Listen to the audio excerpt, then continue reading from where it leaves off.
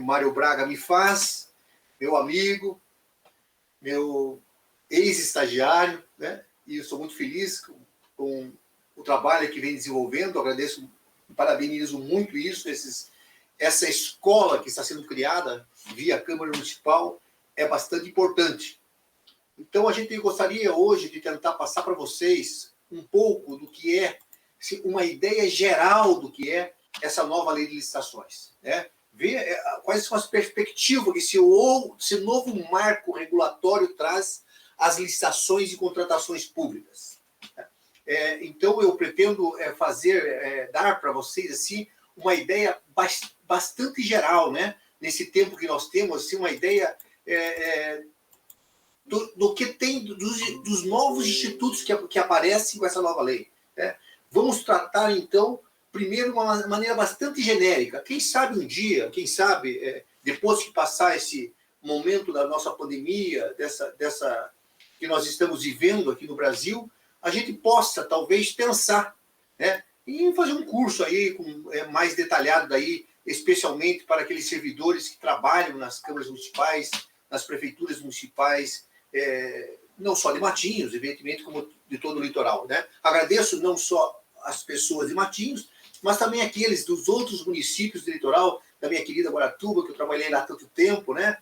Onde já fui secretário lá de obras e viações públicas há muito tempo atrás, na década de 80, pessoal de Paranaguá, onde fui professor por tanto tempo na então Fafipar, né? Hoje Nespar, e os demais municípios do nosso litoral, Borreto, Santo Antônio, Guaraxaba e a nossa vizinha Pontal do Paraná. Então vamos falar um pouquinho dessa lei nova, né? Dessa lei 14.133. O projeto que inspirou essa nova lei, ele vem de há muito tempo, ele vem desde 2013. Bem contadinho, ele vem desde 1995, né? Mas em 2013 ele sofreu uma grande mudança, né? Lá no Senado, foi aprovado daí no Senado, foi à Câmara dos Deputados e voltou ao Senado. Então, de 2013 para cá, foram 8 anos de tramitação. Tá? Então, muito se discutiu sobre essa lei, né? E se nós falarmos desde 1995, quando o projeto de lei 1292 de 95, né, começou a tramitar, nós estaríamos falando em 26 anos de tramitação. Mas foram na verdade, 8 anos, a meu ver, né? Essa lei, gente, é uma lei maximalista. Ela é uma lei grande. É uma lei que entra nos detalhes, como nunca se entrou numa lei de licitações e contratos aqui no Brasil. Ela entra em muitos detalhes. Por exemplo, a Lei 8666, essa lei aí que será revogada daqui a pouco, já conversaremos sobre isso, ela tem 126 artigos. A Lei do Pregão, 10.520, tem 13 artigos, né? Mas, subsidiariamente, tem ela, a Lei 8666. Tá? A lei, essa Lei 14.133, nós vamos ver, a hora que a gente lê, a gente percebe que ela herda algumas características da Lei 8666, mas também traz consigo, tá? O êxito que foi a Lei do Pregão, a Lei 10.520, assim como traz grandes institutos da Lei do Regime Diferenciado de Contratações, tá? A Lei 12.462, e também traz instituto da Lei das Estatais, a Lei 3.303. Então, essa lei, o que ela foi? O que ela fez? Ela trouxe experiências, institutos, né, de outras leis que nós tínhamos ou que ainda estão vigindo no ordenamento jurídico. E também traz influência muito grande da jurisprudência do Tribunal de Contas da União, tá? E também de instruções normativas da União. É uma lei que tem uma característica, gente, de centralização, porque ela nacionaliza regras da licitação e contratação. Ela tem outra característica de padronização. Ela busca padronizar diversos aspectos relativos aos contratos e licitações públicas. E é uma lei digital. É uma lei digital porque nós estamos no momento em que, bem diferente de quando foi feita a 8666 e aprovada em 93. Tá? lembre que em 93 a internet era algo ainda que estava praticamente iniciando. Hoje não. Hoje essa lei trata de um governo digital. Ela exigirá de nós, como falo nós, eu digo Estados, União e os municípios. Tá? Ela exigirá de nós uma nova forma de interpretar. Ela exigirá de nós uma nova forma de regulamentar. Nós temos que pensar, ao interpretá-la e ao regulamentá-la, nós estamos em outra época. Nós não podemos interpretar com o olho na nuca. Não podemos interpretar através do retrovisor. Temos que compreender que estamos em outra época, diferente da 8666, diferente de 93. Vivemos hoje um mundo, não há dúvida, de incertezas, da prevalência de uma assimetria de informações. O contratado, quase sempre, ele tem mais informações do que nós, que trabalhamos na administração pública e somos contratantes. O que nós temos que perceber, gente, ao lidar com essa lei, que nenhum de nós vai viver no passado. Todos nós vamos viver no futuro. Tem muita coisa boa nessa lei. A crítica, não há dúvida, muita crítica por ser maximalista, por ser muito detalhista, não tenho dúvida, não há dúvida que é a crítica, mas tem muita coisa boa nessa lei. É uma lei mais livre que a 866. Ela traz mais opções ao gestor público para realizar suas contratações. Novos critérios, regime de execução, modo de disputa, procedimentos auxiliares diferentes. Então, são essas peças todas que o gestor público tem para montar o seu quebra-cabeça. Há um mosaico de opções. De minha parte, gente, de minha parte. É assim que eu tenho agido, porque nós também, na Procuradoria Geral do Estado, estamos agora, neste momento, regulamentando essa lei. Tá? E, por coincidência, eu estou coordenando esse grupo de 36 procuradores que estão regulamentando essa lei. Tá? De minha parte, eu procuro, até em razão do meu espólio familiar, né, eu procuro me mover pela esperança, gente. Tá? Dizia meu avô Alexandre Leocádio Santana, ele dizia que ele era um velho pescador, muitos aí que conhecem a história sabem, é um velho pescador, um dos primeiros, foi o primeiro grupo de salva-vida de Matinhos, a qual ele participou. Ele dizia, como pescador, que não há como ser pescador sem ser esperançoso. Ele dizia que sem madrugar com esperança, não se sai de casa. Sem expectativa de peixe, não se coloca a canoa no ar. A esperança, gente, é o sonho da rede cheia e da mesa farta. Esse é o olhar que eu tenho, que quero mostrar para vocês sobre a nova lei de esperança. Eu escrevo e falo para esperançar. E esses exemplos que nós vamos dar indicam que eu não posso guardar as minhas redes, recolher a tarrafa e deixar de colocar a canoa no mar. É isso que nós, que lidamos com licitações, temos que fazer. Tá? Colocar a nossa canoa no mar. Tá? Em primeiro lugar, essa lei, ela consolida algumas normas. 8666, como eu falei, a 10520, que é a lei do pregão, e a 12462, que é a lei do regime diferenciado de contratação. Essas leis aqui, gente, vão ser revogadas. Aqui, elas têm 2 anos de sobrevida. Tá? A partir de 1º de abril de 2021, elas têm 2 anos de sobrevida. Depois, elas serão revogadas. Nós ficaremos aqui no Brasil com 2 grandes leis de licitações. A Lei 13.303 de 2016, que é lei que rege as estatais, as empresas estatais, que, via de regra, não é o caso, né? Ao que eu saiba, talvez o município de Paranaguá tenha uma empresa estatal, não sei, talvez outro município tenha, mas não é sobre essa lei que nós vamos falar, que é a Lei 13.306, que já é de 2016. E a lei que ficará será essa que nós trataremos a partir de agora, a 14.133 de 2021.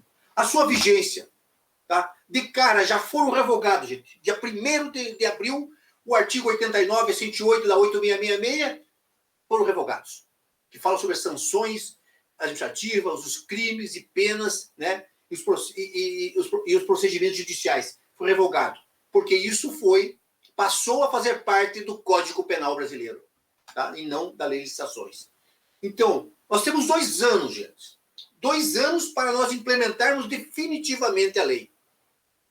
Nesses 2 anos, atenção, nós podemos, ao nós fazermos nosso edital, nós podemos optar se utilizamos a lei 866, a 10.520 ou a lei do RDC, uma delas, ou utilizamos essa nova lei. Cada vez que a gente faz edital, a gente tem que escolher o qual das leis nós vamos utilizar. Mas atenção, há 2 correntes que discutem se nós podemos utilizar desde já ou não a 14.133. Uma corrente que diz que não dá ainda. Por que não dá?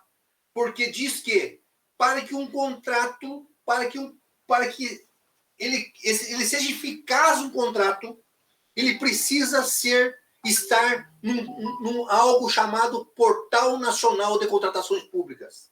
E como esse Portal Nacional não existe ainda, entende alguns autores que, né, ainda não é possível você, então, licitar, porque você não pode colocar o contrato nesse portal. Esse portal está sendo feito. Esse portal quem vai fazer é a União, através do Ministério da Economia, da Secretaria de Gestão do Ministério da Economia, tá? E com a participação de representantes dos municípios, dos estados e do Distrito Federal. Outros têm a corrente que pode usar já. Porque se ela está em vigência, é possível utilizar já. Qual corrente os senhores e as senhoras adotarão nos seus municípios? Não sei. Eu posso dizer que o governo do Estado do Paraná, por meio de sua Procuradoria-Geral do Estado, resolveu dizer assim, independente da corrente, não é momento ainda de nós utilizarmos a 14.133, porque nós precisamos antes regulamentar essa lei. E precisamos também, além de regulamentar essa lei, capacitar os nossos servidores para utilizá-la. Porque nós temos que dar segurança a esses servidores. Por isso que nós decidimos antes regulamentar a lei. Capacitar os nossos servidores para depois utilizar, independente da corrente que nós adotarmos.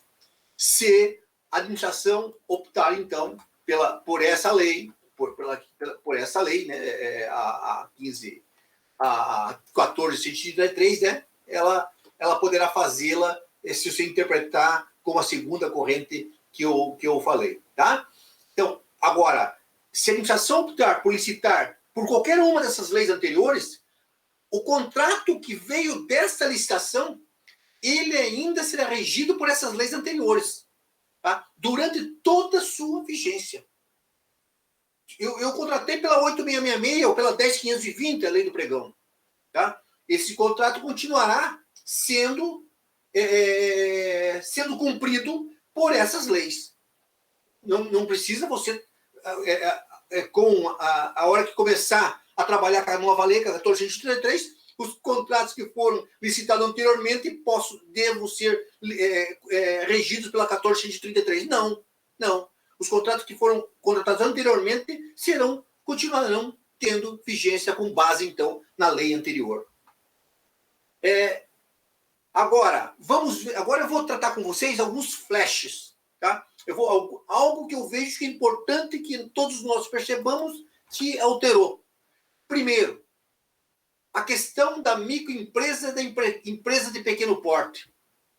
Lembre-se que hoje uma microempresa, uma empresa de pequeno porte, ela pode participar de uma licitação com as vantagens de ser microempresa e empresa de pequeno porte, contanto que ela não tenha oferido lucro naquele ano corrente superior a 4,8 bilhões de reais. Agora mudou. Agora, se o valor estimado do item, de um bem, de um serviço em geral, se o valor estimado superar a 4,8 bilhões de reais, de agora em diante, com base nessa lei, não poderá a microempresa e a empresa de pequeno porte não poderá concorrer a essa licitação com as vantagens que dá a Lei Complementar 123. Aquela vantagem de impacto ficto, lembram?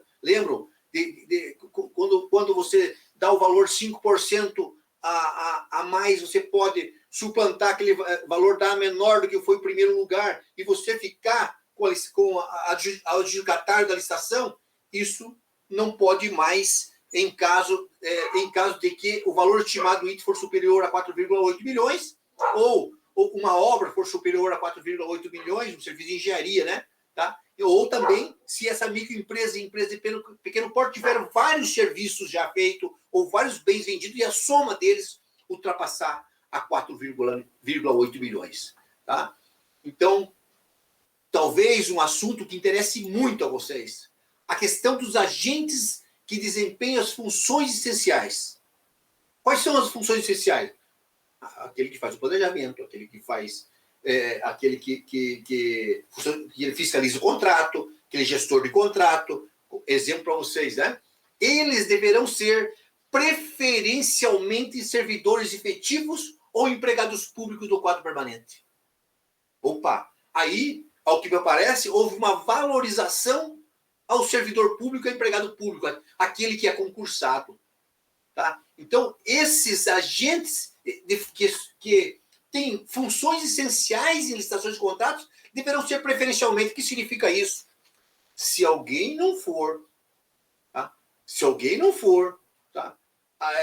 Servidor público ou empregado público e estiver exercendo uma dessas funções, deverá justificar o porquê. Por que não é um servidor público ou empregado público? Tá? Os agentes públicos, contribuições relacionadas a licitações e contratações ainda, eles devem possuir formação compatível ou qualificação atestada por certificação profissional emitida por escola de governo, criada e mantida pelo poder público. Terá que haver capacitação. Eu acho isso muito bom, gente. Tá? Eu acho isso muito bom, que é uma oportunidade que o servidor tem de aprender para fazer de uma maneira boa, otimizada, o seu trabalho. E com segurança, né? Com segurança, não passando nenhum perigo. Em relação ao agente de contratação, tá? Ao agente de contratação, gente, para nós sempre trabalhávamos com pregoeiro, se fazia pregão, ou comissão, se fazia outro tipo de outra modalidade de licitação. Agora, via de regra, quase sempre, quem vai fazer a licitação, quem vai conduzir a licitação é um agente de contratação, que no caso de pregão será designado pregoeiro. Mas atenção, o agente de contratação deverá ser obrigatoriamente servidor efetivo ou empregado público. Então, para você tocar uma licitação, você tem que ser servidor ou servidora efetiva, ou empregado ou empregada pública, tá? Não é mais o cargo em comissão, não poderá ser pregoeiro por isso. Tá? Essa é a visão, é isso que está hoje na nova lei de licitações. Então, temos que preparar o nosso pessoal, aquele pessoal que é servidor público, empregado público, prepará-lo para assumir, para conduzir a licitação. E municípios com mais de 20 mil habitantes, com menos de 20 mil habitantes, né, esses ainda terão 6 anos para isso, para capacitar o seu agente de contratação, para depois a gente vai ver, para ter um plano anual de contratações anuais, para melhorar a sua governança, ele terá um prazo maior do que os demais municípios. Tá? Foi uma chance que o pessoal deu para os municípios melhores. Então, os municípios poderão, aliás, no início estava deverão, hoje está escrito poderão, os municípios, a União, os estados, os órgãos, todos os órgãos e entidades, fazer um plano de contratação anual. Essa lei, gente, ela toca muito no planejamento. É uma de suas qualidades, tá? Porque nós temos muito pouco costume de planejar. Fazemos meio que dá na telha, dá na cabeça do prefeito, dá na cabeça do governador, na cabeça do presidente, de algum secretário, e vai lá e faz. Ele trata um plano de contratação anual, que deverá ser regulamentado nos seus decretos municipais, estaduais e o próprio decreto federal. Tá? E esse plano de contratação, ele deverá ser divulgado e mantido à disposição sempre do público. em sítios eletrônicos oficiais, né? Na internet, para que todos tenham acesso, né? Gestão de risco, né? A governança das licitações também proporciona a necessidade de fazer uma gestão de risco. Toda licitação há um risco. Toda vez que você faz uma licitação, há um risco de não dar certo. Tá? E em alguns casos exige, inclusive, elaboração de uma matriz de risco. Isso daí, em obras daí muito grandes, né? Nós chamamos de grande vulto, que a gente chama, né? Mas também em alguns regimes de empreitadas especiais é obrigado a ter uma matriz de risco, que nós vamos conversar daqui a pouquinho, que é a contratação integrada e a contratação semi-integrada. Tá? Então, isso também é outra exigência que a lei tem. Em relação à gestão de competência, já falei que é servidor efetivo, empregado público e tal, posso perfeitamente pular essa parte, né? Preferencialmente servidor efetivo, né? Funções essenciais, né? Formação compatível, né? E não pode ter vínculo de parentesco, evidentemente, vínculo de parentesco com aqueles que participam das licitações, evidentemente que não, né? Tá? Ainda em relação à governança, tem que haver um alinhamento das contratações do planejamento estratégico. Você vai contratar algo, tem que ver se o que você vai contratar está alinhado com o seu planejamento, tá? Para ver se você realmente planejou aquela contratação. Outra coisa importante que veio aqui, que parece que é uma novidade, todo mundo está tratando isso como se fosse uma novidade, a necessidade de, quando você estiver na fase preparatória do processo licitatório, você ter um estudo técnico preliminar. Ora, a Lei 8666 já exigia isso, gente. Se você olhar lá, quando a Lei 8666, ela definia o que é projeto básico, lá, ela já exigia que tinha que ter estudo técnico preliminar. Então, hoje está claro, porque hoje é colocado na lei estudo técnico preliminar quase como uma bula, gente. Quase como uma receita, dizendo como que deve fazer estudo técnico preliminar. Tá? Então, para que se faz o estudo técnico preliminar? Por quê? Porque você verificar qual o problema que você tem para resolver. Por que você quer licitar? Você tem que resolver um problema. Você quer licitar uniforme para a escola porque tem problema. Você quer uniformizar os alunos. Você quer licitar a merenda escolar porque você tem um problema. Qual é o problema? Levar alimentação para os alunos. Tá? Então, o estudo técnico para o quê? Evidenciar esse problema a ser resolvido e qual a melhor solução. Qual que é? Se eu tenho que resolver o problema da merenda, qual a melhor solução que eu tenho? Como que eu vou resolver? Eu vou terceirizar a cozinha? Eu não, eu vou fazer com as minhas próprias merendeiras e vou só comprar alimento? Eu tenho que ver qual a melhor solução. Tá? Para ver se é viável, se há viabilidade disso. Tanto técnica, a maneira de se fazer essas coisas, como econômica. Qual que é o menor custo para isso. Tá? Essa é a ideia, então, da questão do estudo técnico preliminar. O programa de integridade é só a exigência, é um programa que chama de compliance, né? O programa de compliance é nas contratações de obras e serviços de fornecimento de grande vulto, né, gente? Grande vulto é maior que 200 milhões. Aí sim, se uma empresa ganha uma licitação com maior de 200 milhões, tá? Isso não vai acontecer na maioria dos nossos municípios, com certeza, porque nós estamos falando algo maior que o orçamento dos municípios nossos, né? Na maioria dos municípios nossos, tá? Talvez Paranaguá chegue perto disso, né? Os outros não, tá? Então, muito raro, mas se isso acontecer, então, quando acontecer isso, para acontecer no Estado, na União, né? O vencedor terá 6 meses para apresentar um programa de compliance, né? O programa de compliance que será regulamentado, então, nos decretos, tá? Orçamento sigiloso, gente. Orçamento sigiloso não é uma novidade, gente. O que é orçamento sigiloso? Orçamento sigiloso é o seguinte: você vai fazer uma licitação, mas você não conta para ninguém qual é o preço, quanto é que se verificou, quanto é que você estimou que custaria para fazer aquele serviço, aquela obra. aquele fornecimento. Quanto é que custa? Orçamento sigiloso. Quem participa da licitação, as empresas, elas não sabem o quanto.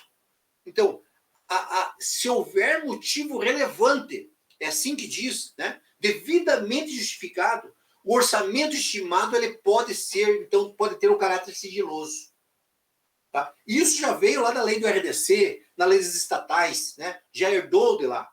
Só que lá, a regra da lei do RDC, por exemplo, a regra é que o orçamento seja sigiloso. Tá? Aqui não. Aqui, para ser sigiloso, você tem que justificar o porquê desse sigilo. Ainda, já falei que já está previsto, esse sigilo não prevalece para os órgãos de controle interno e externo.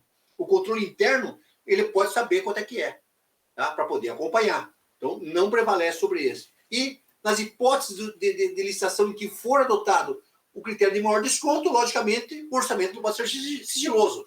Porque se você for usar o critério de maior desconto, evidentemente que o licitante ele tem que saber o desconto sobre o que está sendo aplicado.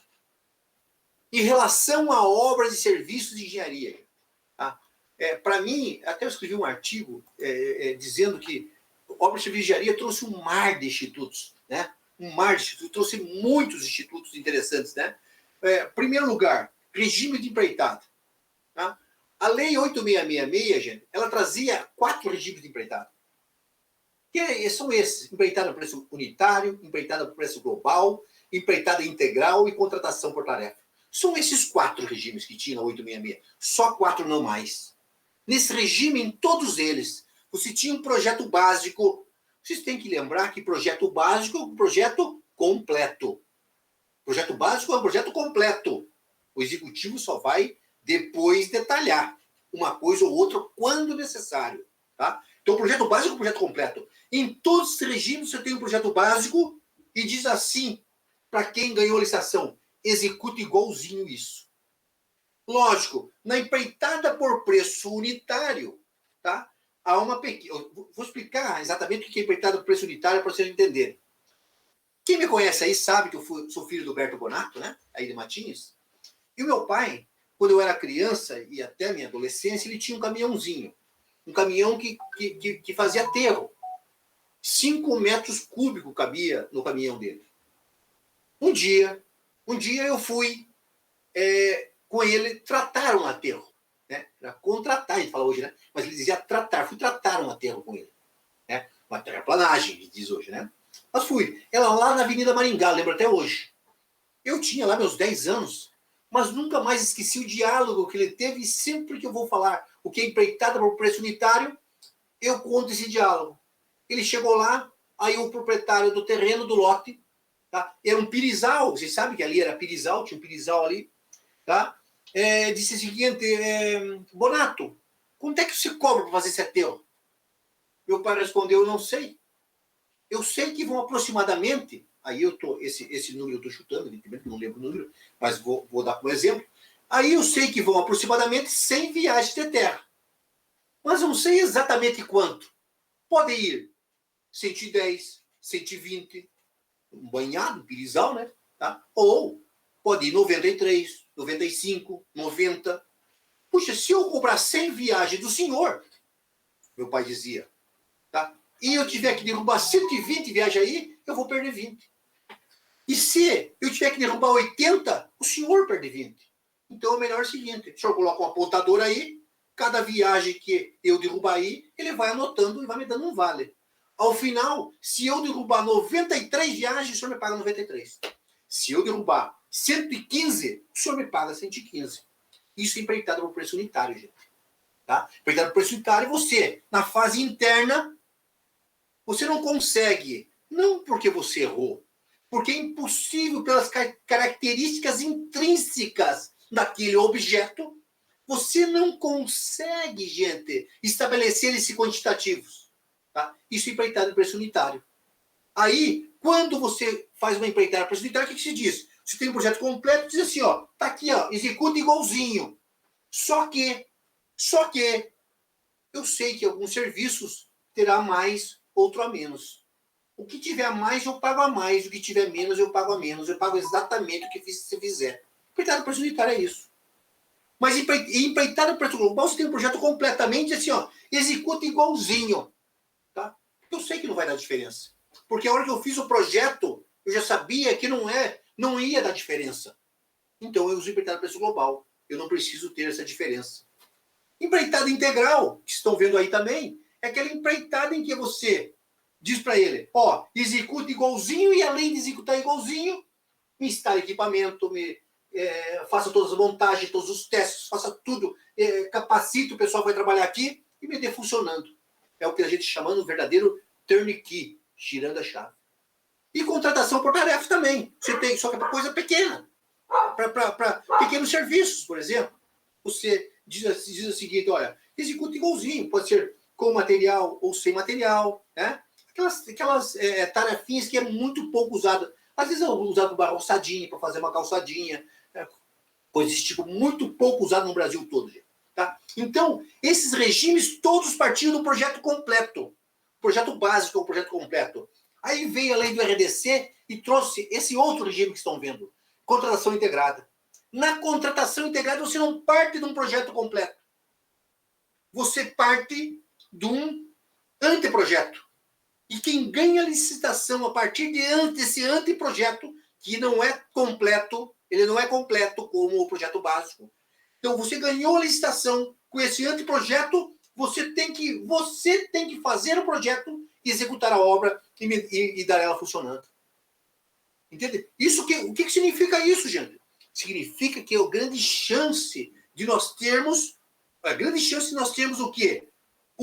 Uma obra que a empresa que fizer, a hora que fizer o projeto, vai fazer com uma nova tecnologia, que vai economizar mais luz, mais água, que vai gerar menos resíduos da construção civil, ser mais ambientalmente mais correta. Uma obra que talvez tenha um conforto térmico melhor, conforto acústico melhor, por quê? Porque a hora que eu fizer um anteprojeto, eu dou o resultado que eu quero.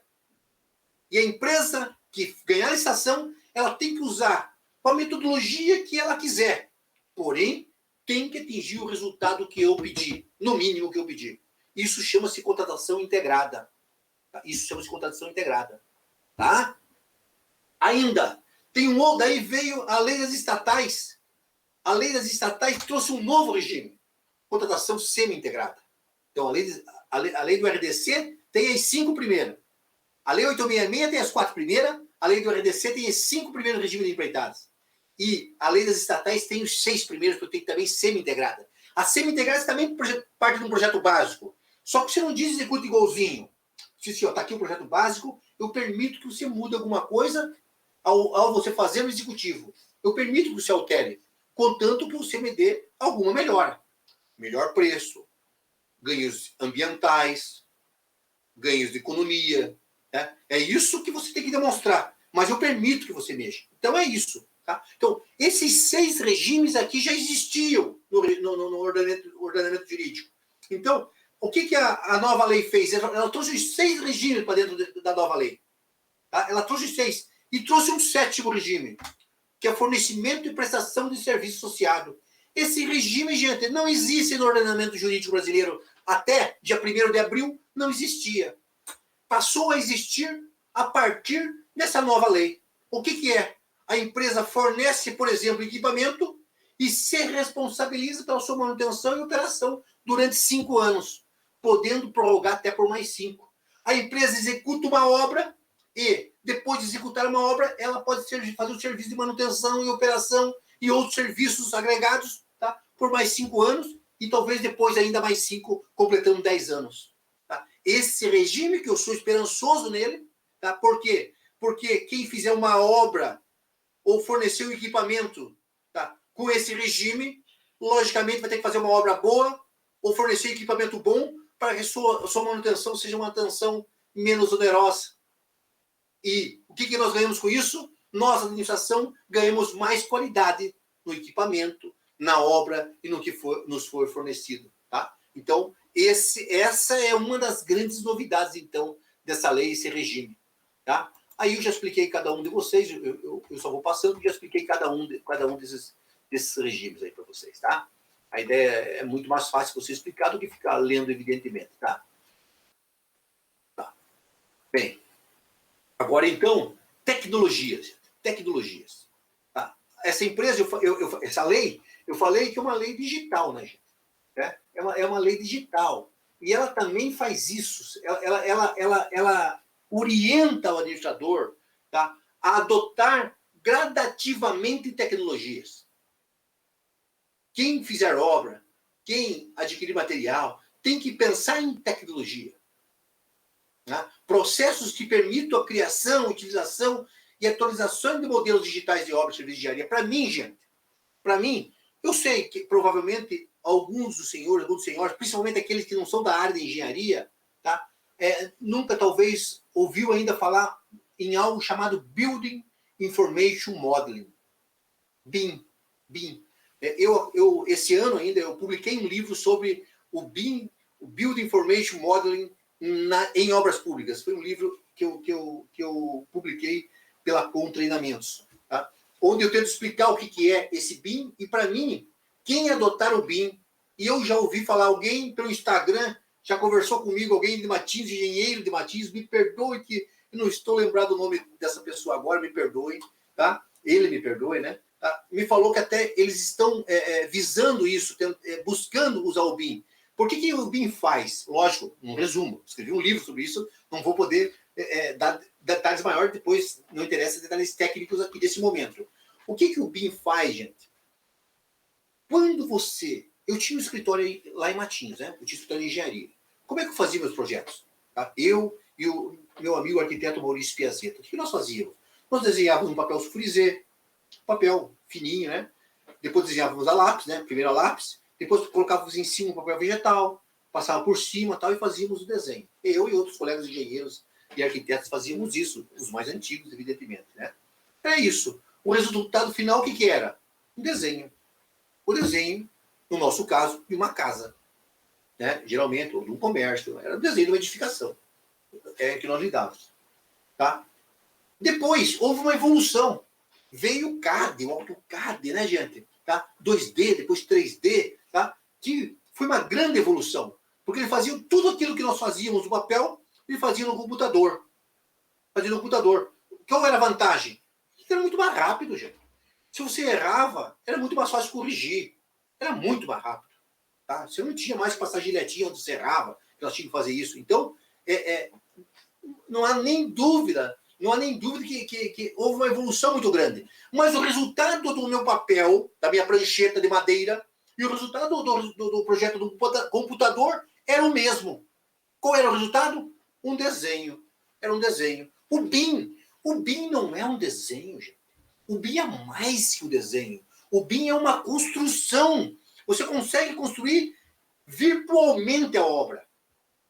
Quando lá na minha prancheta e no computador do AutoCAD lá, uma porta era o desenho de uma porta, por exemplo, quando você faz no BIM uma porta, você bate nela. Ela é uma porta. Tá? Ela é uma porta. Então ela tem características, ela tem cor, ela tem os metais que estão lá, ela tem preço, ela tem tudo. Ela tem peso, ela tem todas as características naquela porta. Por quê? Você desenha, o BIM você constrói digitalmente. Então, todos os erros que poderiam ocorrer lá no canteiro de obras, você consegue detectar quando você faz o projeto. É um protótipo virtual. Você consegue detectar o erro. Tá? Os erros, por exemplo, uma tubulação está passando por meio de uma viga. Você vê lá no projeto, não deixa para o fiscal, coitado do construtor, ver o que faz lá na obra. Sabe? Então, para mim, logicamente, imagine, o orçamento você faz digitalmente e um software te tira todos os quantitativos dos materiais, do equipamento, te liga com a tabela SINAP, a tabela que você usa para fazer a obra lá, tá? A tabela dos serviços e dos insumos. Quer dizer, logicamente que o BIM vai favorecer muito a agilidade, vai acabar com aditivo de contrato por causa de erro de projeto. Vai acabar. Nós aqui no estado do Paraná, na Paraná Edificações, onde nós a PGE atendemos lá, construímos uma obra com BIM. Fizemos um piloto. Gente, para quem lida com obra sabe o que eu vou dizer, é um milagre. Nenhum aditivo. nenhum erro de projeto. Tá? Então, a tendência mundial é essa. Eu estudei assim, em 18 países dos 5 continentes, como é que está o andamento do BIM. Muita gente evoluída.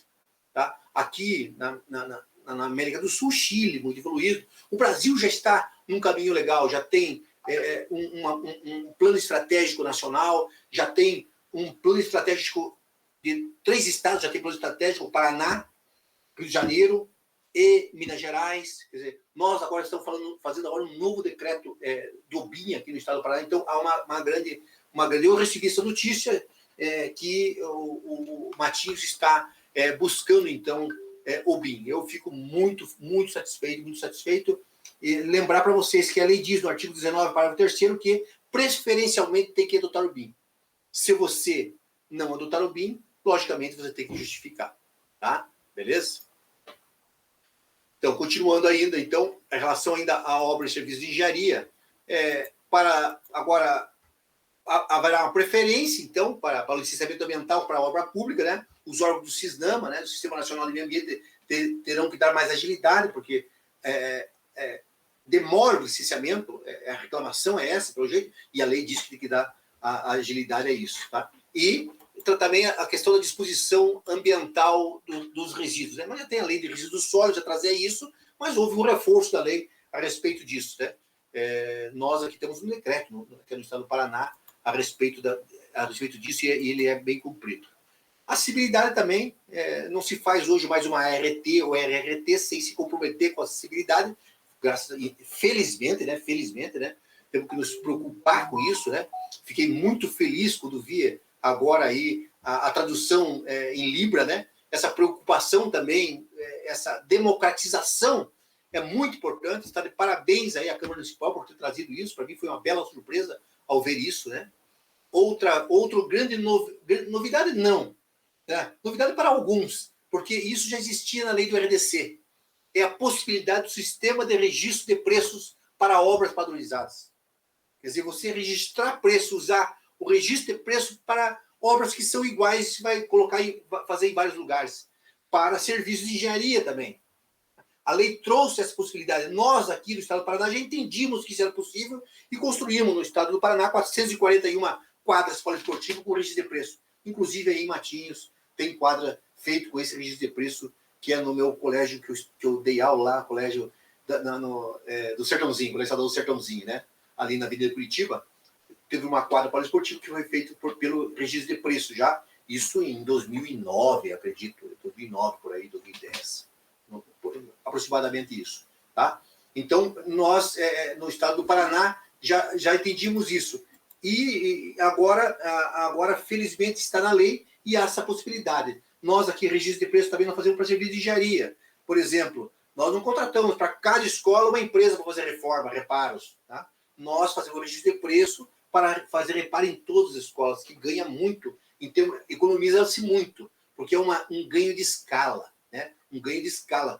Quanto mais escolas ou mais edifícios uma empresa pega, ela evidentemente, a tendência é dar desconto maior, porque ela tem mais serviço a se fazer. Isso chama-se ganho de escala. Né? Então, é uma das grandes novidades também a questão do registro de preço. Outra coisa, a questão do step and right, quer dizer, seguro, o tradutor de línguas me perdoe, o seguro, tá? Obra e serviço de engenharia, a possibilidade que se abre hoje em obra e serviço de engenharia de que exigir o seguro garantia e prever que a seguradora assuma, caso a empresa não termine a obra, a seguradora ela tem que fazer uma coisa ou outra, ou nos pagar, tá? A importância segurada indicada na apólice de seguro, ela tem, tá? Ela nos paga, ou se ela mesma executar a obra, ou contratar alguém para executar a obra, ela não precisa nos pagar, mas nos entrega a obra pronta. Tá? Essa possibilidade também veio na nova lei de licitações, tá? Que é o seguro garantia. Isso vem dos Estados Unidos, né? Muito usado nos Estados Unidos, né? Eu, quando escrevi até meu primeiro livro, em 2009, sobre obra e serviço de engenharia, eu fiz até um estudo a respeito disso aí, como era lá nos Estados Unidos. Desculpa. Ainda não falei que quando a obra é de grande vulto, né?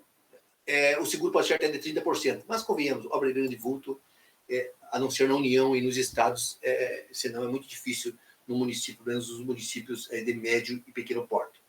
Tá?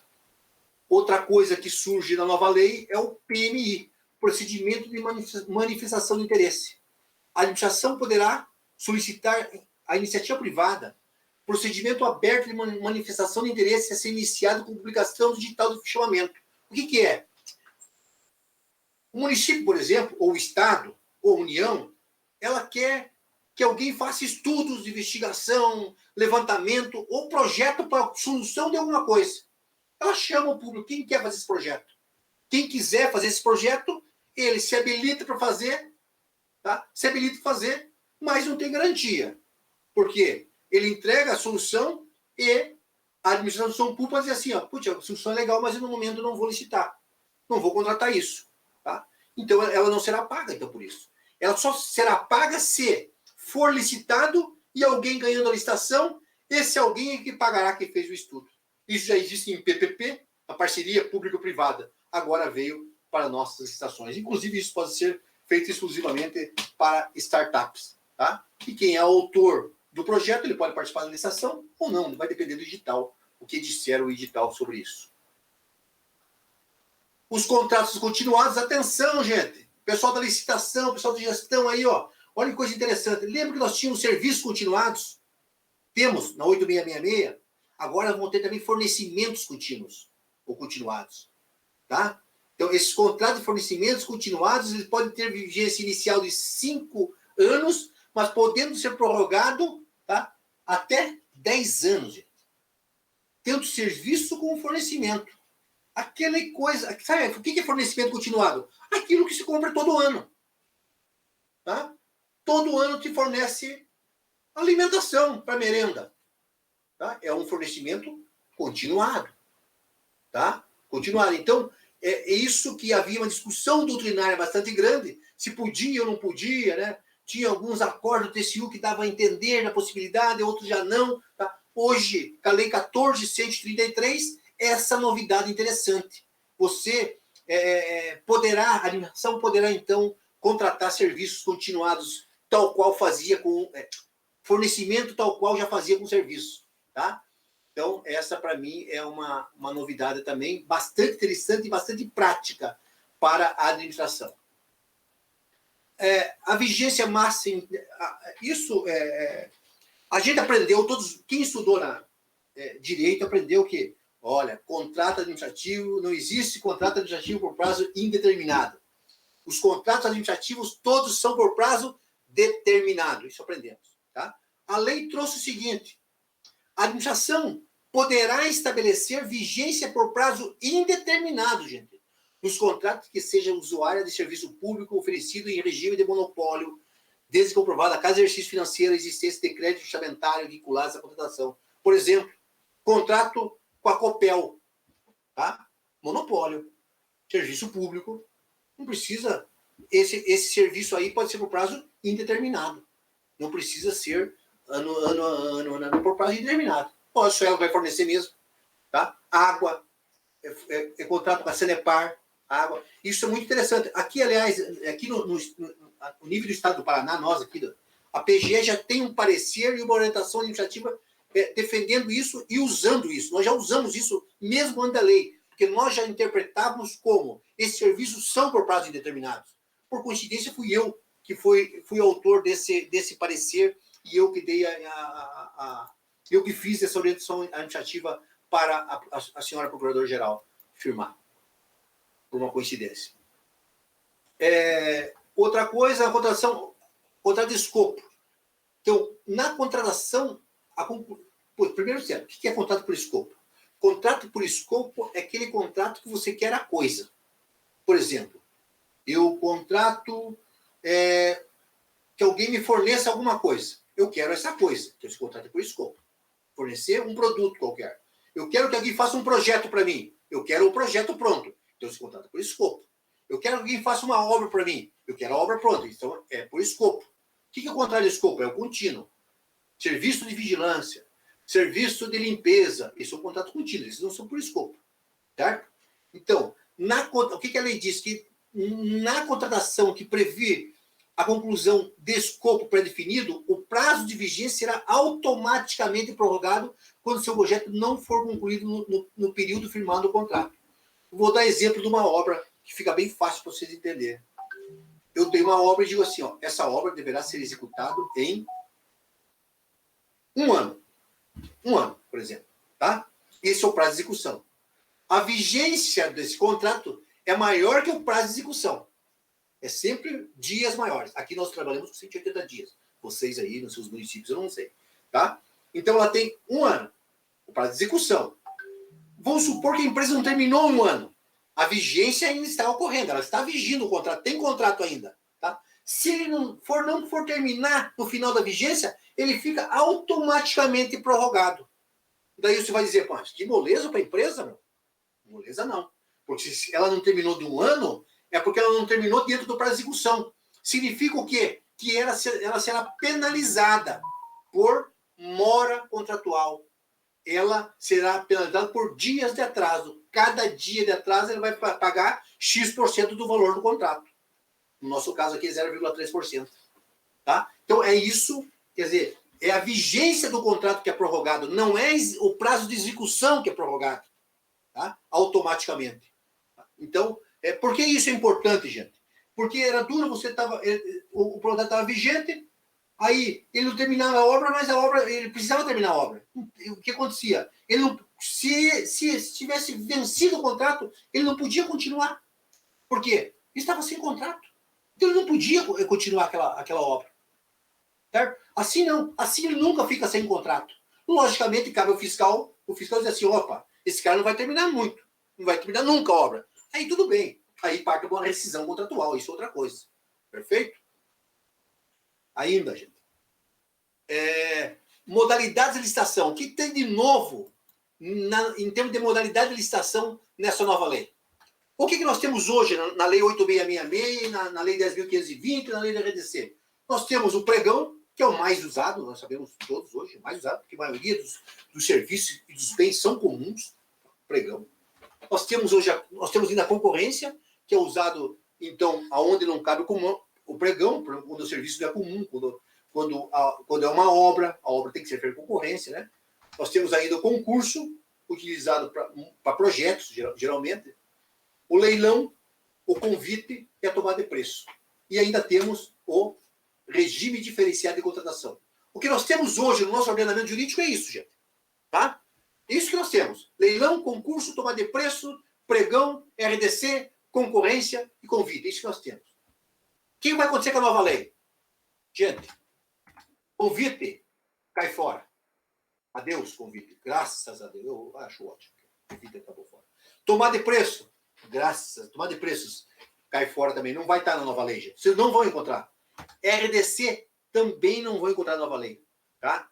Mas só que muitos institutos do RDC foram para dentro da nova lei. Tá? Então, quais são as modalidades da nova lei? Leilão, concurso, pregão, concorrência. E uma nova modalidade chamada diálogo competitivo. Já vou explicar para vocês o que é isso. Tá? O que é isso? O que é o tal do diálogo competitivo? Em primeiro lugar, gente, conversar um pouquinho sobre pregão e concorrência.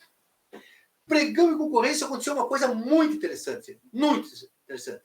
Porque a lei diz que pregão, ele não se aplica. O pregão não se aplica, então, para serviços, contratações de serviços técnicos especializados, de natureza predominantemente intelectual, por exemplo, projeto. Intelectual, né? Tá? Não se aplica. Tá? E também para obras. Tá? Também não se aplica. E nem para serviço de engenharia especial, só para serviço de engenharia comum. Então, o pregão, ele não se aplica, então, nem para serviço intelectual e nem para obras. Só se aplica, então, para bens e serviços comuns. Perfeito? Então, obras e serviços de engenharia que são especiais, tá? Em arquiteturas especiais, é por concorrência. Mas o interessante, gente, é o seguinte, a ideia inicial é que pudesse fazer obra por pregão. Eu defendo isso no meu primeiro livro. Eu acho que o problema nosso em obras não é a maneira de fazer a proposta, se é eletrônica ou não. tá? Se é presencial ou eletrônica. Eu vejo que o problema de obra não é esse. Tá? Isso que tem estudado, não é esse o problema. Tá? Daí, o que houve um grande lobby e conseguiram proibir que obra fosse feita por pregão. Está proibido. Obra não pode ser feita por pregão. Obra tem que ser feita por concorrência. Só que quem fez o lobby não percebeu que a concorrência e o pregão, eles têm o mesmo rito procedimental, gente. A concorrência que nós tínhamos lá na 8666 não é a mesma concorrência que nós temos nessa nova lei 1433. É outra. Tá? Essa concorrência da nova lei 1433 é uma concorrência eletrônica. O que eu estou dizendo? Com o mesmo rito do pregão. Essa concorrência é um pregão. Não tem diferença nenhuma. Então, quando nós contratarmos obras, nós vamos fazer por concorrência? Vamos. Mais eletrônica, que é semelhante ao pregão. Qual a diferença, então, do pregão e da concorrência? Quando o critério for de menor preço e maior desconto, nenhuma. Só que a concorrência, ela também serve não só para menor preço e maior desconto, mas também para técnica de preço, melhor técnica e etc. e tal, por outros regimes que nós vamos ver daqui a pouquinho. E o que é o diálogo competitivo? O diálogo competitivo é o grande vedete, uma das grandes vedetes dessa lei nova, o diálogo competitivo. Porque é novo, gente. É novo. Essa modalidade não existia no Brasil. Nem na lei das estatais essa modalidade existia. O que faz ela? O que faz ela? Tá? Vamos supor que você esteja no seu município e você tem um problema que você quer resolver. Tá? Você tem um problema. Você sabe qual é o teu problema. Mas você não sabe a solução do seu problema. O problema você conhece. Você não sabe qual é a solução para ele. O que a lei trouxe, tá, nesse diálogo competitivo? Ela permite que você, que ignora a solução, ignora tanto que você não sabe nem fazer seu termo de referência, você não sabe nem fazer seu projeto básico. A lei permite que você vá ao mercado, tá? Vá ao mercado e dialogue com o mercado. Para que o mercado possa trazer para você uma solução. Já vou explicar como. Antes, vale dizer que esse diálogo competitivo não é novidade no Brasil, mas não é novidade no mundo. Ele é inspirado na FAR, na Federal Acquisition Regulation dos Estados Unidos, e na diretiva, numa das diretivas da União Europeia, a diretiva 2014, /24. O nosso diálogo competitivo é muito parecido com o da União Europeia. A Inglaterra usa bastante, Portugal também usa bastante. Tá? Então, você usa quando há a impossibilidade de definir com precisão as melhores especificações do objeto. Você não consegue especificar o objeto. Certo? Ele é parecido com o PMI? Mas no diálogo já começa a competir. Já vou explicar como isso ocorre no diálogo competitivo. Isso aqui já falei. Tá? Então, qual é o procedimento? Em primeiro lugar, ele é conduzido por 3 agentes públicos. Mais uma vez, tá? O respeito ao servidor público e ao empregado público. O respeito às pessoas, na verdade, por quê? Porque o diálogo competitivo tem um problema. Vocês vão ver que ele é bem subjetivo.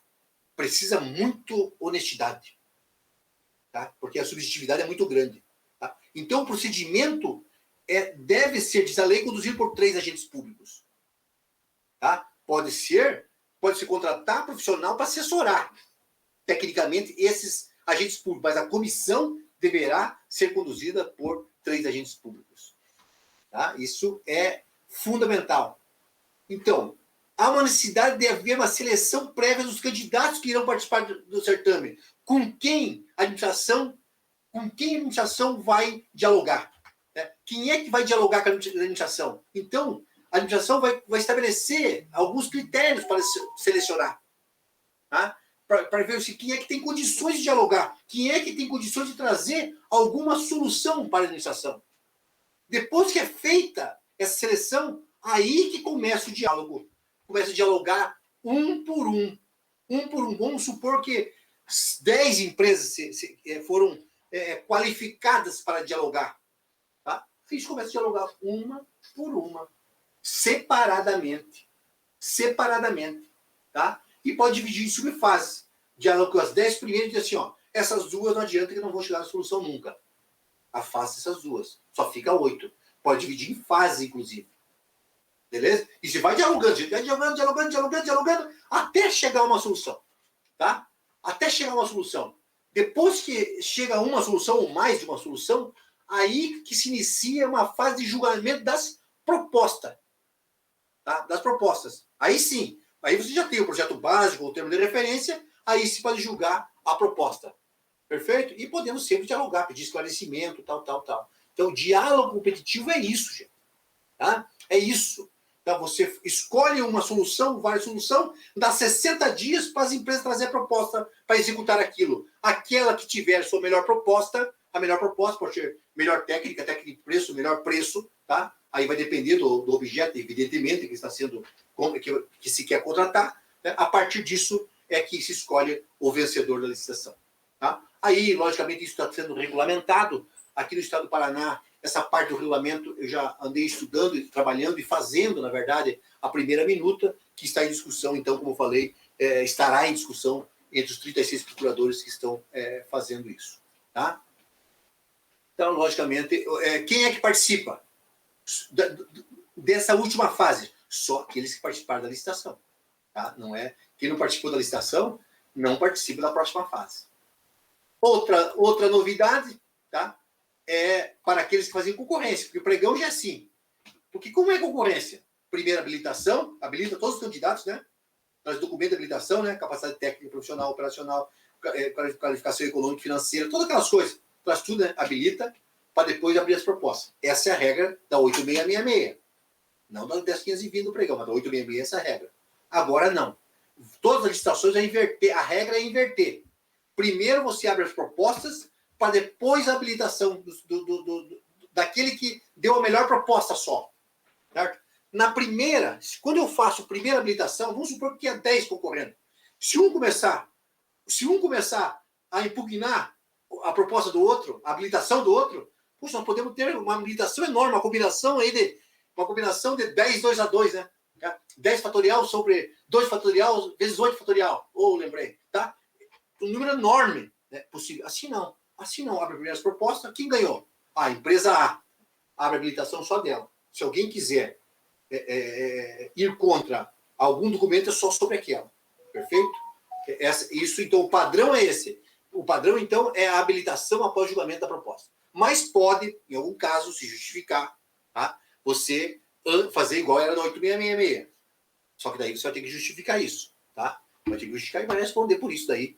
Evidentemente, se alguém lhe perguntar, né? Como, por exemplo, um órgão de controle lhe perguntar. A questão da transparência também é algo importante, né? Primeiro, a forma eletrônica vai ser a forma padrão. Você, logicamente, que isso dá muito mais transparência, não há dúvida nenhuma. O pregão, o resultado disso, o pregão é um sucesso por causa disso, uma das razões do sucesso do pregão, né? Então, a forma eletrônica, mesmo para concorrência, gente, eu sei que estou repetindo, mesmo para concorrência, a forma eletrônica é a forma padrão. Perfeito? E quando você não fizer eletrônico, se você fizer presencial, você vai ter obrigatoriamente que fazer uma gravação em áudio e vídeo das eventuais sessões públicas que sejam presenciais. Tá? Nós aqui já fizemos isso, aqui no decreto estadual, já são feito isso. Tá? E quem fizer a obra vai ter que ter um sistema informatizado de acompanhamento de obra, né? Obrigado. E outra maneira da transparência é o tal do Portal Nacional de Contratações Públicas. Todas as licitações do menor município do Paraná do Brasil até o maior município do Brasil, que é São Paulo, toda licitação, todo edital, todo contrato, todo aditivo irá para um Portal Nacional de Contratações Públicas. Esse será o grande meio de publicação digital. Por enquanto, hoje é dia 28 de maio. Tá? Então, não sei o que acontecerá com os vetos. Tá? provavelmente agora dia 1º de junho, um pouco seguido, vão ser votados se vão derrubar ou não vão derrubar os vetos que o presidente fez nessa lei, tá? Que não precisa mais, por enquanto, publicação em jornal dos digitais. Basta a publicação no Portal Nacional de Contratações Públicas ou também no site do órgão, do município, que estiver fazendo a licitação. Basta isso. Mas, se for vetado isso, tá? Se for vetado isso, tá? Porque se for derrubado o veto, desculpe, tá? Porque na lei original que foi aprovada exigia publicação em jornal de grande circulação. Isso foi vetado pelo presidente. Vamos ver se vai ser derrubado ou não vai ser derrubado esse veto. Tá? Beleza? Tá? Então, por enquanto, hoje, no dia 28 de maio, quando estou fazendo essa palestra, né, é só no Portal Nacional de Contratações Públicas ou no site do próprio órgão de vocês, que é o órgão licitante. A questão da reputação também é levada em conta, porque a atuação do contratado em contratações anteriores, né, tá, com indicadores objetivamente definidos, é importante para ver o desempenho pretérito dele. Tá? E isso pode contar em pontuação técnica, né, para critério de desempate, ver qual é o passado dele. Se ele, quando a gente contratava, ele fazia bons serviços, boas obras e tal. Ainda outra coisa que veio também já está na lei do RDC, é a remuneração variável, e também na lei das estatais. O que é a remuneração variável? Nós estamos acostumados aqui, não sei vocês, mas para nós é muito comum, quando nós contratamos alguém, e alguém erra, não entrega direito, não faz a obra direito, não faz o serviço direito, essa empresa é penalizada. Ela recebe, por exemplo, multa por atraso, multa por fazer inexecução, por fazer mal feito, já recebe multa. A remuneração variável é o contrário. É um prêmio. É o que nós chamamos de sanção premial. Você exige uma qualidade tal da empresa, mas se essa empresa contratada ela fizer mais do que você esperava, ela pode ser premiada. Ela pode receber um prêmio por isso. Tá? Isso chama-se sanção premial, como eu falei. Então, por exemplo, eu estou com uma pressa, eu tenho um prédio alugado, tá? Eu tenho um prédio locado, eu loquei, por exemplo, um prédio para colocar minha Secretaria de Cultura, tá? Vamos supor. Mas nesse espaço de tempo, eu digo assim, ó, vou alugar por enquanto, mas eu vou construir um prédio. O meu aluguel é X reais por mês. É pesado para o meu município, por exemplo. Eu construo o prédio e digo o seguinte para a empresa. Olha, empresa, esse prédio aqui normalmente se constrói em 12 meses. Se você construir isso antes, em menos tempo, olha o que pode acontecer. Eu deixo de pagar aluguel naqueles meses que você fizer antes. Cada vez que você, cada mês que você diminuir do meu aluguel, você ganha X% do aluguel que eu pago. Tá? Eu te dou um prêmio, porque eu ainda saio ganhando.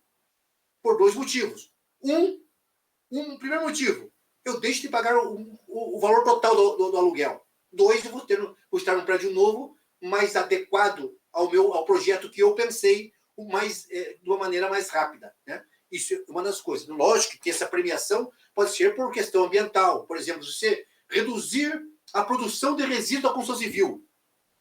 Tá? Há estudos que uma construção civil produz X toneladas por X quilos por metro quadrado. Tá? Se você diminuir isso, e isso vai ser demonstrado, porque o fiscal vai acompanhar isso, você pode ganhar. Então, ela trouxe a remuneração variável. Infelizmente, ainda no Brasil, não vi ninguém utilizar isso ainda. Mas isso é normal. Quando chega algo novo, demora a coisa acontecer. Tá? Há medo, a velha história do medo da caneta, o medo do controle e tal, mas com o tempo isso acho que vai acabar ocorrendo. Então, tem essa novidade para muitos que não usavam o RDC. O modo de disputa ele pode ser aberto, fechado ou combinado. Tá? que é aberto, fechado, combinado? Aberto é igual pregão, tá? É igual pregão, tá? Lógico, por técnica de preço, você não pode fazer um pregão, né? Uma espécie de pregão, né? Então, aberto é igual pregão. Serve para concorrência e para pregão. Aberto, fechado, combinado. O fechado é muito semelhante à concorrência. Só que, via de regra, a concorrência, nós trazíamos no envelope fechado, né? Aqui não é no envelope fechado. Aqui, a regra é você fazer essa tua proposta eletronicamente. Porém, sigilo só vai abrir no mesmo momento todas as propostas. Mas é fechado, é semelhante à concorrência. Tá? Só que quando você usar fechado, a lei diz que o fechado você não pode utilizar isoladamente. Tá? Quando adotado o menor preço, menor desconto. Então, se você fizer igual o fechado, você tem que combinar dois. Faz por concorrência, os três que tiver, igual concorrência, né? Com preço fechado, os três melhores colocados começam a disputar igual pregão, para o final você ter o teu preço fechado. Tá? É essa que é a ideia, né? Então, isso é possível. Tá? É possível, então, aberto, fechado ou combinado. Você pode também combinar com aberto, começa com aberto, igual um pregão, os três melhores dizem assim, ó, esses três são os melhores. O primeiro lugar, segundo lugar, terceiro lugar. Tá? Me traga os três, me deem os três uma proposta fechada. Tá? A melhor proposta que vai valer. Então, isso vem da onde? O Decreto Federal 10.024 já trazia isso, né? E também a lei do RDC já trazia isso. Tá? Então, não é novidade no sistema brasileiro, no ordenamento brasileiro. Tá? Outra coisa, em relação à responsabilidade trabalhista, ficou muito semelhante, porque ele trouxe, assim, está consonante com a súmula 331 do TST, tá? Os regimes com indicação exclusiva de mão de obra, aquela responsabilidade solidária pelos encargos previdenciários e subsidiária pelos encargos trabalhistas, se comprovada a culpa na fiscalização, se você deixou se a administração deixou de fiscalizar, ela será responsabilizada, então, solidariamente pelos encargos previdenciários e subsidiariamente pelos encargos trabalhistas. Tá? Então, e para assegurar o cumprimento das obrigações trabalhistas pelo contratado, a administração, ela, mediante então disposição em edital ou em contrato, ela poderá fazer algumas medidas interessantes. E, por exemplo, exigir caução, né? Uma garantia, fiança bancária, né? Seguro, né? Pode pedir. Condicionar o pagamento à comprovação da quitação das obrigações trabalhistas vencidas. Isso nós fazemos há muito tempo aqui no Estado, né? Você só paga se o cara demonstrar que pagou o trabalhador, porque é uma maneira não apenas de defender a administração, mas é uma maneira, gente, de nós defendermos o trabalhador, gente. Ele precisa defender a defesa do Estado. Tá? É uma maneira. Você só paga a empresa se ela demonstrar que pagou o trabalhador. Tá? E você pode também efetuar, inclusive, o depósito de valores de uma conta vinculada para garantir o pagamento. E no caso de a empresa não pagar o trabalhador, a lei permite, isso tem que estar no digital, né? Que você efetue diretamente os pagamentos das verbas trabalhistas ao trabalhador. E daí desconte, deduza isso do pagamento devido ao contratado. Tá? Então, é uma das maneiras de defender o trabalhador brasileiro, que logicamente, quase sempre hipossuficiente, né, gente? As sanções do crime, já falei, né? Tipificado conduta, estão no Código Penal, né? Já falei, né? As penas tem que variar de 0,5% a 30%. Quando uma empresa for multada, ela terá pena de 0,5% a 30%. Tá? Nós aqui utilizamos 20% até hoje. Agora vamos ver se não passaremos a 30%. Uma discussão que a gente tem que fazer com isso em obras, né? Com os gestores, né? A decisão jurídica, né? Tá? E sempre será, quando você tiver que responsabilizar alguém, você tem que instaurar um processo por meio de uma comissão. Nós aqui temos uma comissão permanente, né, para esse processo. E a possibilidade de desconsideração da pessoa jurídica.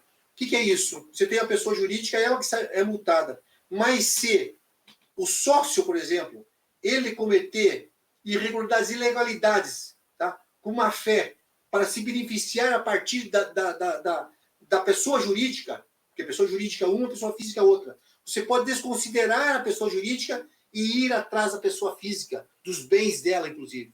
Tá? Isso para aqueles que se aproveitam dessa diferença entre pessoa física e pessoa jurídica e cometem ilícito para tirar vantagem. Ah, já falei.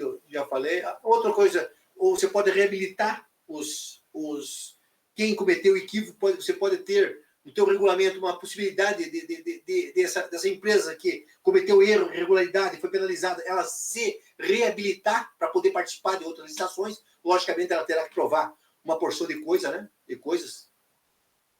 O exception non plant contractus, tá? Esse nome feio aí é o nome que é usado, gente. Eu nem gosto quase de usar nome em latim e tal, mas o que é? Se a administração atrasar mais de 2 meses os pagamentos ou a parcela para uma empresa que executou, tá? Uma obra, um serviço, fornecimento, que já foi feito, já foi recebido, e a administração não pagou, a empresa poderá pedir a rescisão do contrato. Tá? O contratado vai poder pedir isso. Lembre que na Lei 8666 é 90 dias. Agora serão 2 meses. Tá?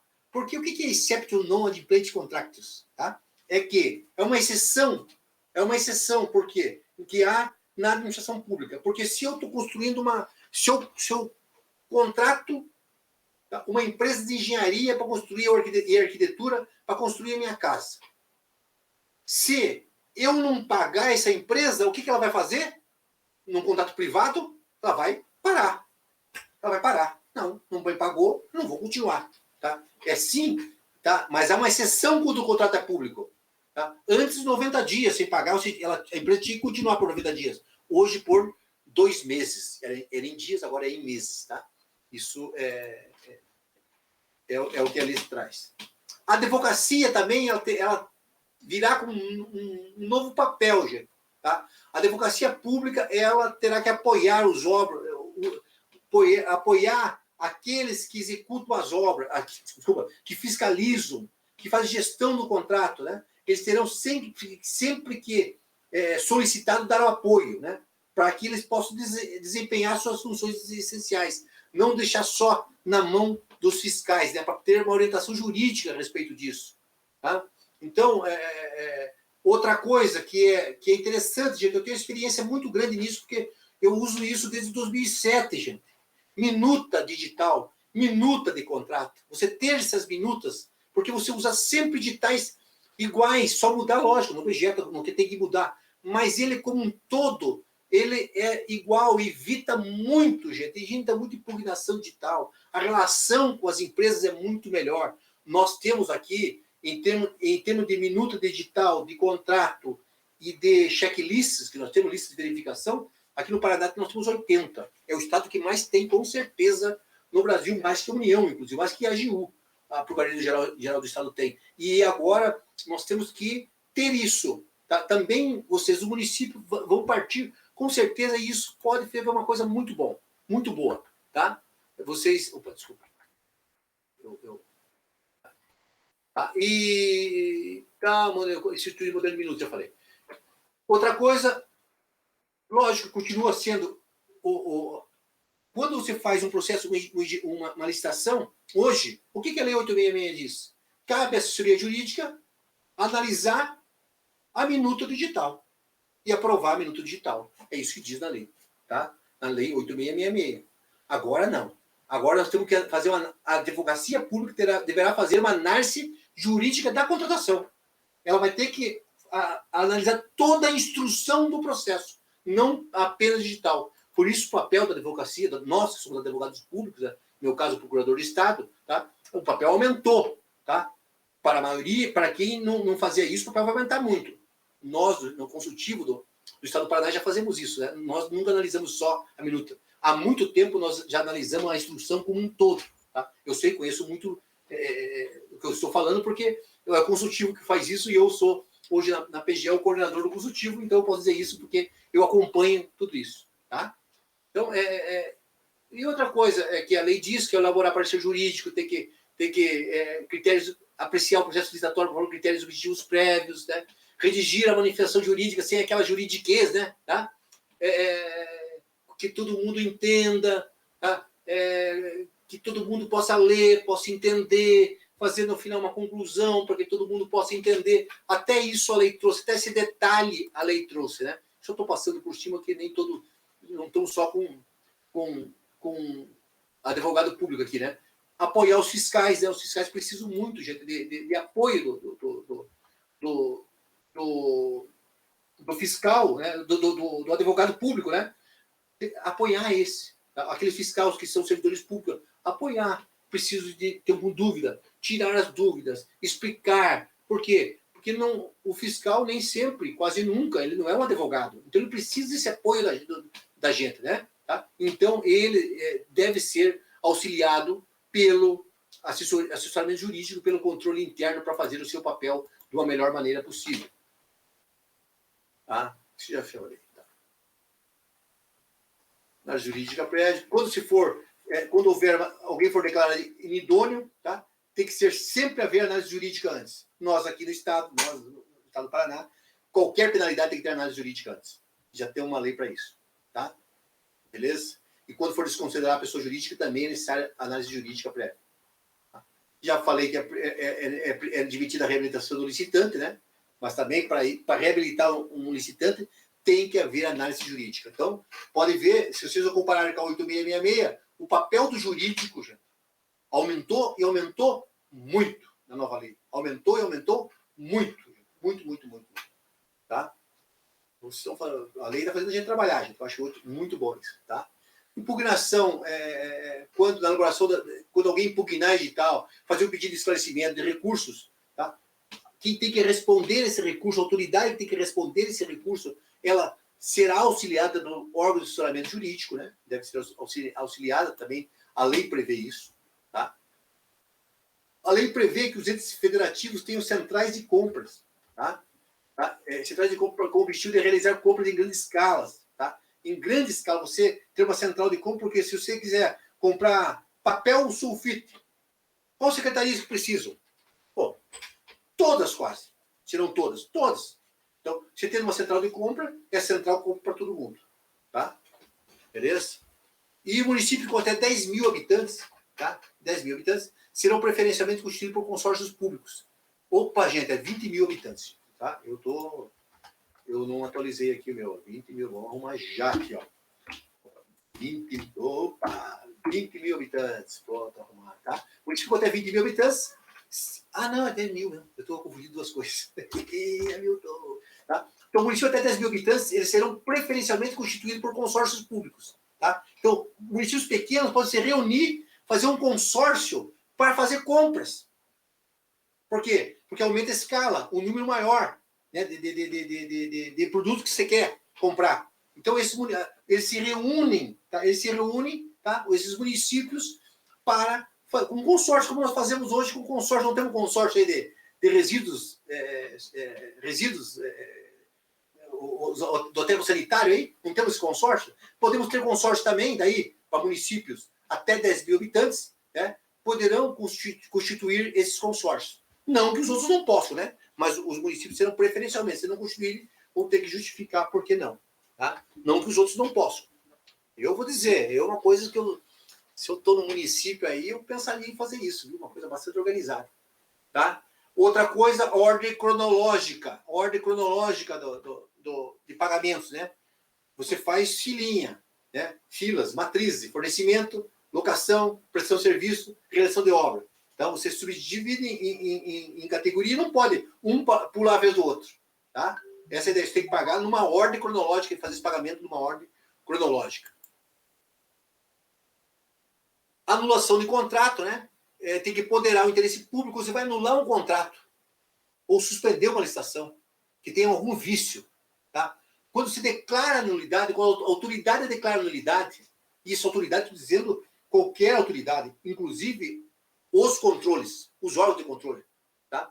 Ela, como tem que haver a continuidade da atividade administrativa, ela pode decidir que ela só terá eficácia, essa nulidade, no momento futuro. Tá?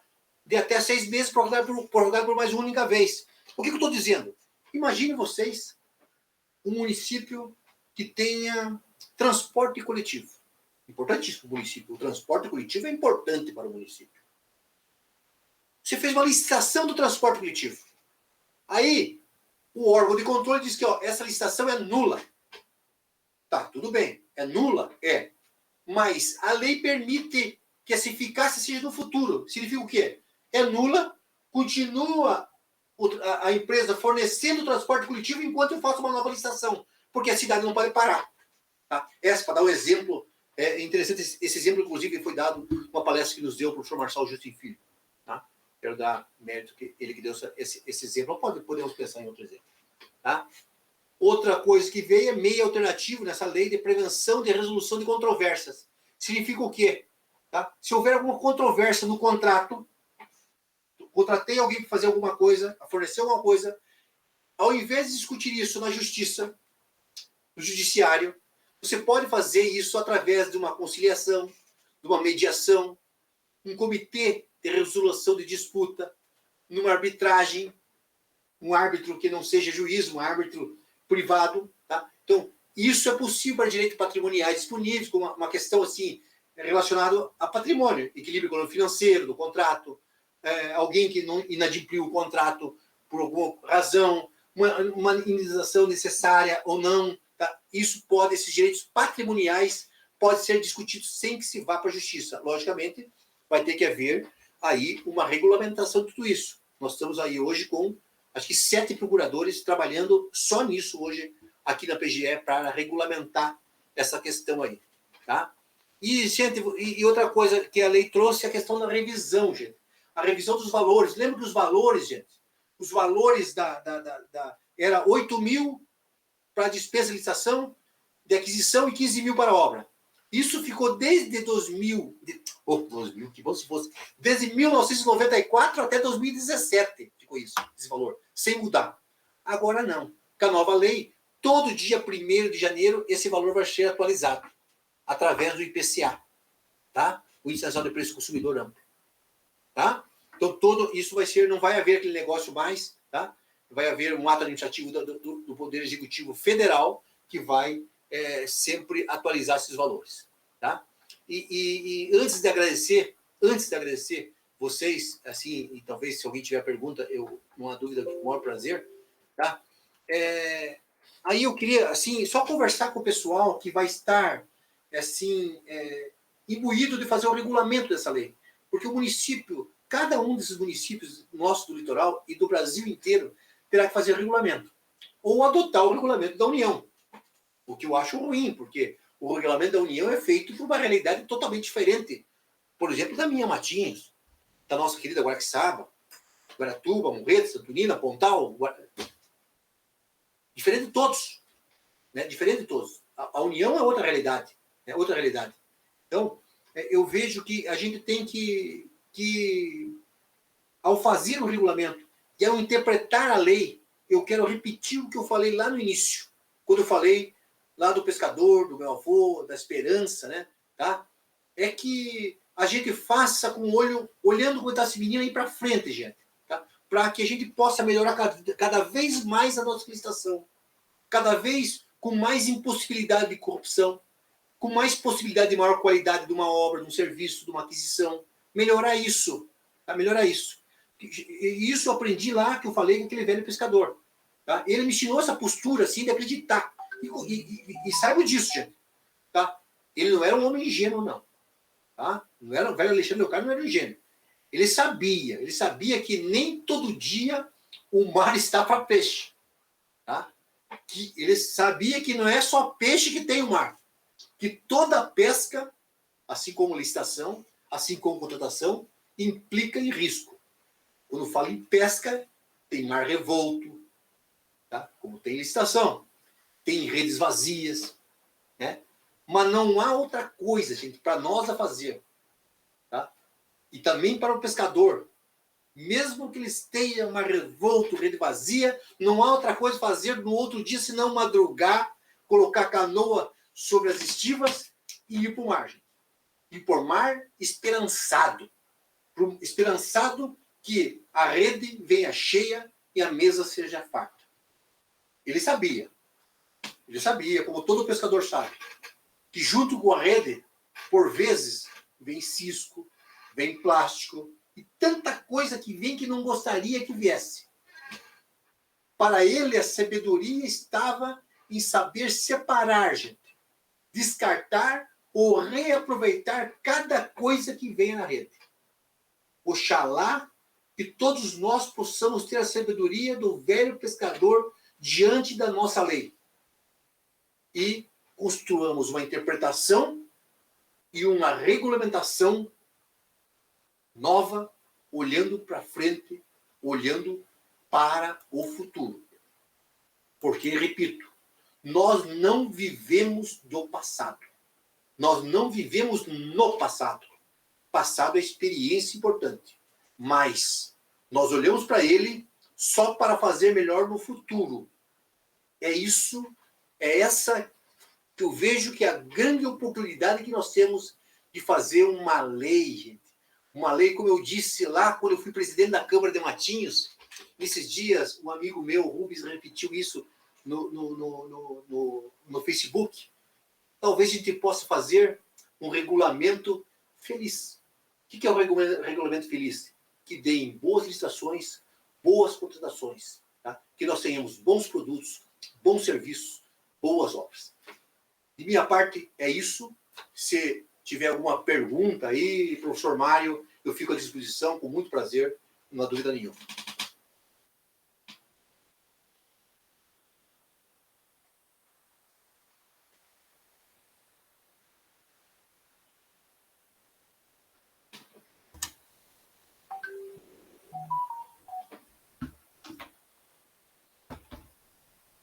Não sei se o Mário está ouvindo, professor Mário.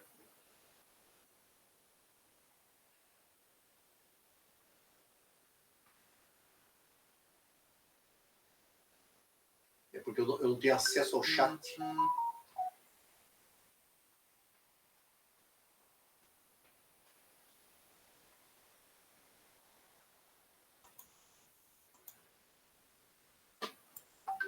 Professor?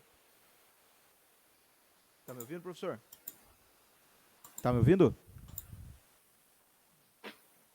Bem, gente, como eu não estou tendo contato com o professor Mário, professor? né? Opa! O Mário, ele saiu para resolver uns assuntos. Tá, tem umas perguntas no chat do Face.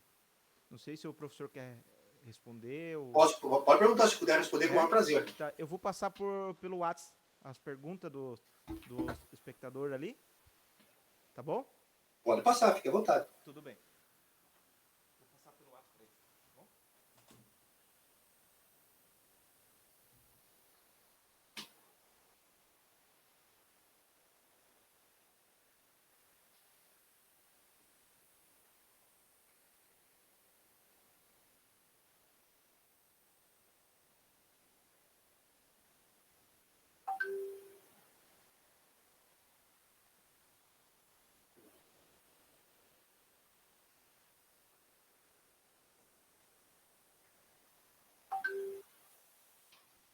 Primeira pergunta, então, que tem aqui, eu não sei quem fez a pergunta, porque ele não está aqui. Gilberto Sarolo. Ô, Gilberto, prazer falar contigo, meu amigo. Tudo bem, meu irmão? Que bom falar contigo. Obrigado pela pergunta, viu? Esses agentes públicos do diálogo competitivo devem ser do quadro ou podem ser de cargos em comissão? Obrigatoriamente, Gilberto, obrigatoriamente do quadro permanente. O que eu estou dizendo isso? Tem que ser concursado, ou servidor público, depende do regime, né? Ou empregado público. Não pode ser cargo em comissão. Tá? Perfeito? Tranquilamente. Obrigado, Gilberto, pela pergunta, viu? Muito obrigado. E é bom isso, né? É bom isso. Outra pergunta aqui, daqui a pouco eu vejo quem fez a pergunta. Doutor Bonato. Em relação à pandemia, dispensa licitação proferida pelos municípios, que traz a nova lei sobre essa questão. Mesmo em estado de emergência devido à pandemia, as dispensas de licitação não precisam mais ser avalizadas pelos órgãos de controle social externo? Poderia nos atualizar sobre esse aspecto? É do Gilberto de novo. Bem, a pandemia, em relação à dispensa de licitação, ela tem primeiro teve uma lei, viu, Gilberto? Uma lei específica para isso, que foi a Lei 13.979, de 2020. Essa lei perdeu a vigência em 31 de dezembro. Ela perdeu de 2020. Agora, este mês passado, saiu uma medida provisória para exatamente voltar à possibilidade de você fazer contratação por dispensa e licitação para atender especificamente daí os insumos, né, as aquisições e os serviços para o combate à Covid. Mas isso não significa, em hipótese alguma, que não haja o controle externo não vai agir. Em hipótese alguma. Isso não significa que não vai ser verificado a legalidade dessas contratações, que o Tribunal de Contas vai deixar de fiscalizar esse tipo de contratação. Em hipótese alguma. Tá? A única coisa que a lei faz é dar alguma agilidade nessas contratações. Tá? Mas e permite, por exemplo, um termo de referência simplificado, permite dar algumas facilidades para agilizar. Tá? Mas isso não significa que não haverá fiscalização do Tribunal de Contas em hipótese alguma. Tá? Obrigado pela pergunta novamente, Gilberto.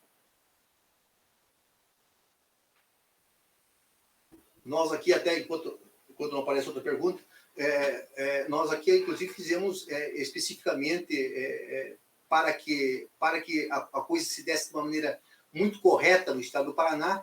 A PGF fez pareceres referenciais, fez minutos para tudo, fez checklist para cada coisa que comprasse, tinha que apresentar checklist, tinha que assinar.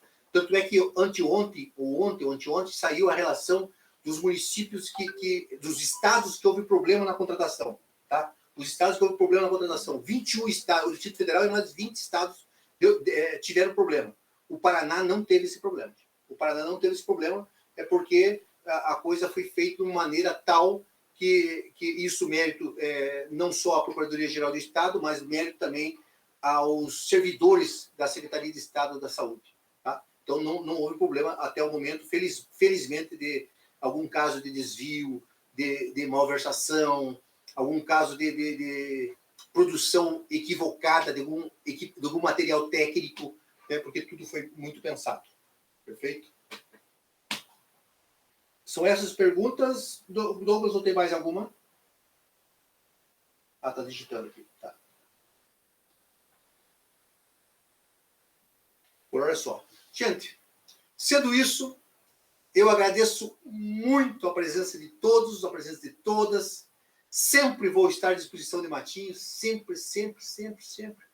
De qualquer município do litoral, lógico, mas Matinhos, gente, me perdoe demais. Matinhos é minha vida, onde eu vou, depois de aposentar, voltar a morar, se Deus quiser. Agradecer muito a simpatia por ter participado, pela confiança de querer me ouvir, tá?